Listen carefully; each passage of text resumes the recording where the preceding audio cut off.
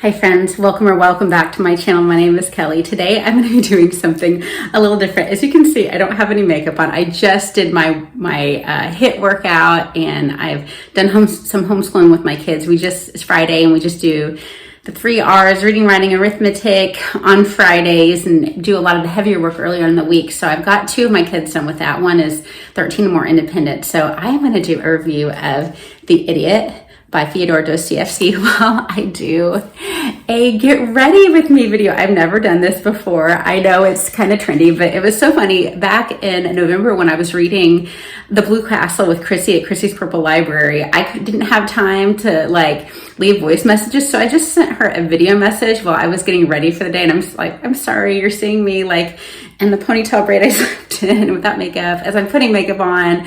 But it was funny. I was like, this is like a get ready with me video. And so I thought I would try this out. This may never see the light of day. I may delete it, but if I don't, I'm going to talk about Fyodor Dostoevsky's The Idiot while I get ready for the day. So first I'm going to wash my face I have a Norwex cloth, and let's get talking about The Idiot. So this is a book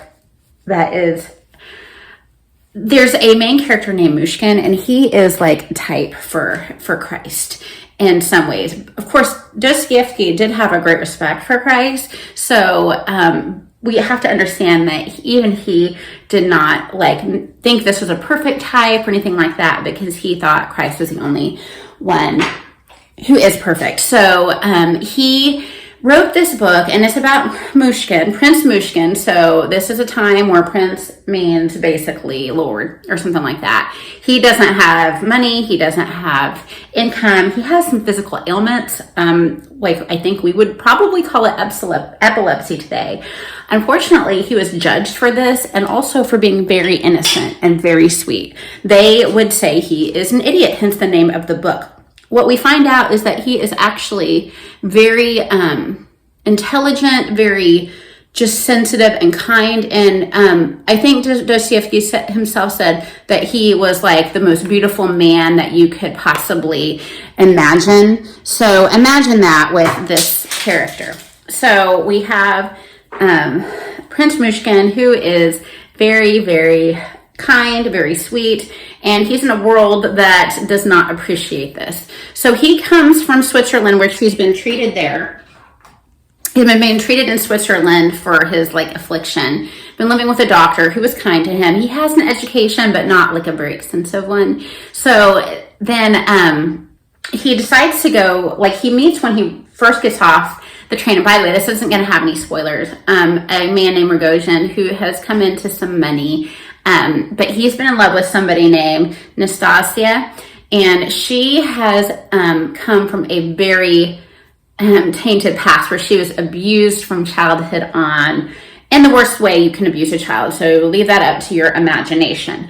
And so he meets this person right off the bat. He goes to this house of someone who is related to him. So this is, by the way, I am not a professional makeup person by any stretch of the imagination. So don't judge me. You can leave me tips in the comments. So he goes to this person's house that is distantly related to him. That's a princess. And so he meets her general husband and all that. And he meets the 3 daughters. And while he's there, he sees this picture of this Nastasia girl, and there's a connection to the general who's married to the princess, distant cousin. He's trying to marry his employee Gavril off to this girl Nastasia, because the person that has used and abused her is kind of done with her now. So that's our setting. Well, he ends up getting involved with the Nastasia girl, Prince Mushkin, and with also with one of the daughters in the family. There's a lot of just mental illness going on in this story. There are a lot of anti-nihilistic thoughts going on in the story. And there are a lot of just different thoughts and ideas about, I'm dropping things in the background, about religion and communism and that type of stuff. Of course, communism wasn't a thing yet, but the early inklings of it. And this is a theme throughout all of his things. Dostoevsky also constantly connects the physical body to the mental health. Like, he was kind of ahead of his time in that. People are constantly getting very ill, and it affects their health based on how they are thinking and feeling and what is going on in their life. So that is something that is very prevalent throughout these stories, and something that is just not dealt with lightly. He goes very deep into this. Of course, in a lot of Dostoevsky stories, and this one is no exception, you are going, what is wrong with these people? Why can they not pull themselves together? But it's like a train wreck. You can't stop watching. It's like 1800s Jerry Springer with the genteel people and middle class people and lower class people all kind of coming together. So it's very interesting. It's very unique. And I love how deep psychologically Dostoevsky gets into these situations. You know, it's just really, really amazing. You know, I just enjoy it. Right, onto my eyes.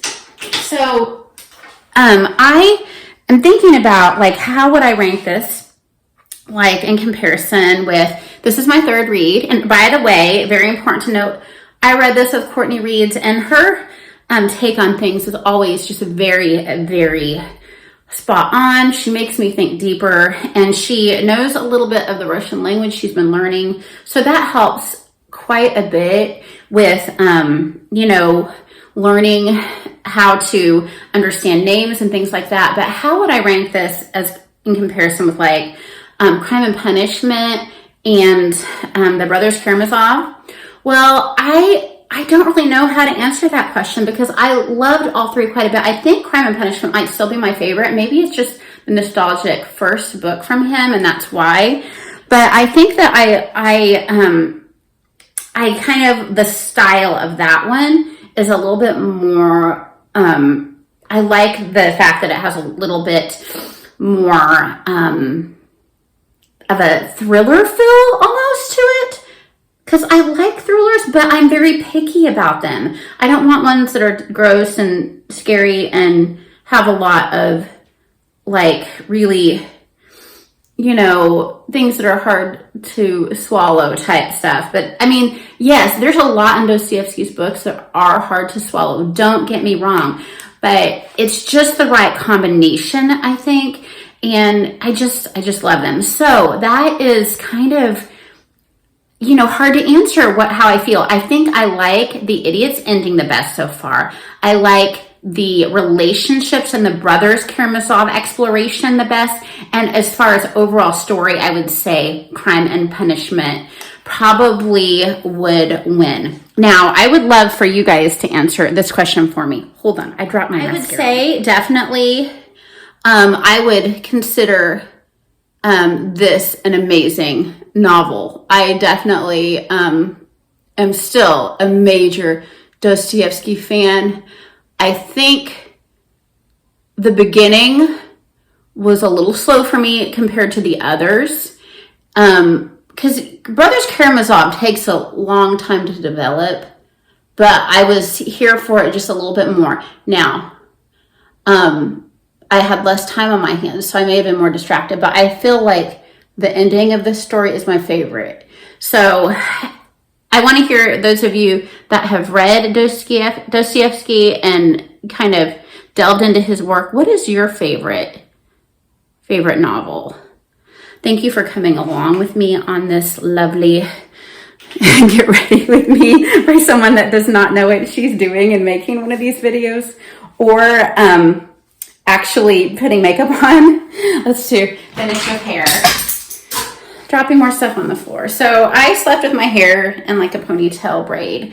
I did a HIIT workout for 20 minutes, and then I did about 10 minutes of stretching and rolling out my muscles. I normally would put a little hairspray on, but I am not going to, because I'm taking my daughter to get her allergy shot. Getting a tangle out of my hair.